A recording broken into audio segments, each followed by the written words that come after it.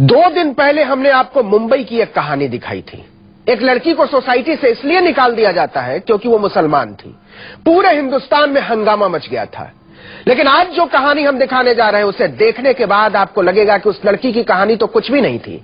दिल्ली से सिर्फ 60 किलोमीटर दूर हरियाणा के वल्लभगढ़ में सैकड़ों मुसलमानों को अपना घर, अपना गांव छोड़ने पर मजबूर कर दिया गया है। उनके घर जला दिए गए हैं, उनकी दुकानें लूट ली गई हैं और सरकार चुपचाप ये तमाशा देख रही है। अब 150 से ज्यादा मुसलमान परिवार डर के मारे वल्लभगढ़ थाने में पड़े हुए हैं।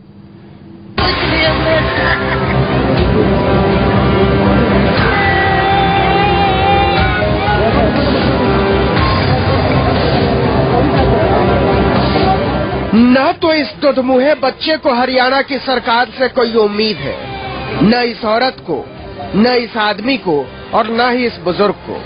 मनोहर लाल खट्टर की सरकार को वल्लभगढ़ के अटाली गांव के कोई 150 मुसलमान परिवारों की घर निकासी से कोई मतलब नहीं। दहशत ऐसी है कि एक भी आदमी घर जाने को तैयार नहीं है।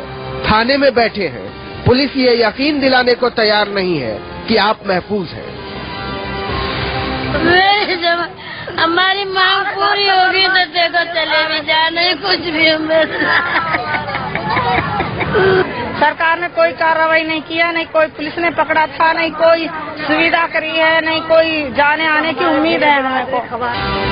पूरे 1 हफ्ते हो गए जब उपद्रवियों ने अटाली में मुसलमानों के घरों में आग लगा दी थी। पूरे 20 घर कई दिन तक धू धू कर जलते रहे। खट्टर की पुलिस ने सब कुछ बहुत खामोशी से होने दिया था। इंसाफ चाहिए हमें। घर नहीं गए? अभी नहीं गए, हम जब जाएंगे जब इंसाफ मिल जाएगा। इंसाफ चाहिए, जैसे थे हम वैसे होने चाहिए। हमारी गाड़ी फूंक दी, ट्रैक्टर फूंक दिए। इनकी हिम्मत नहीं कि गांव लौटकर देख लें घर का हाल। कहते हैं अभी तो सड़क पर हैं, लौटेंगे तो मारे जाएंगे। सोमवार से ही वल्लभगढ़ थाने में बैठे हैं।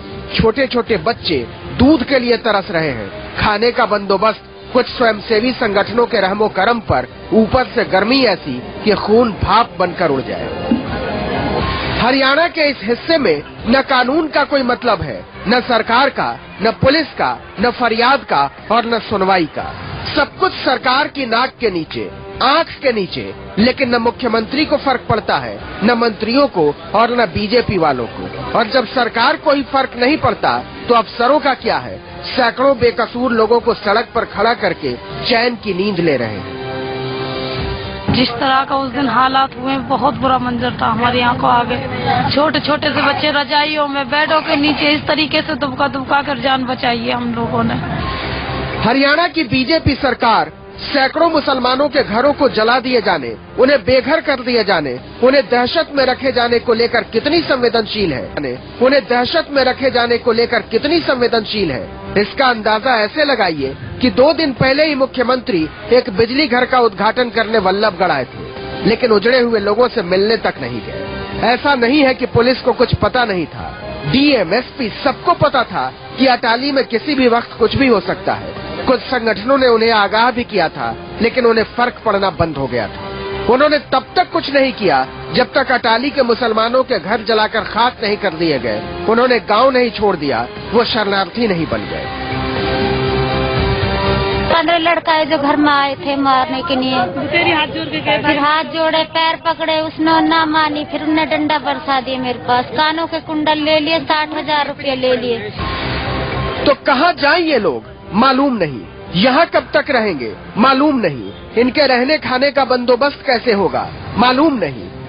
मालूम है तो सिर्फ इतना कि एक पूर्ण बहुमत की सरकार ने सैकड़ों अल्पसंख्यकों से सम्मान के साथ जीने का हक छीन लिया है।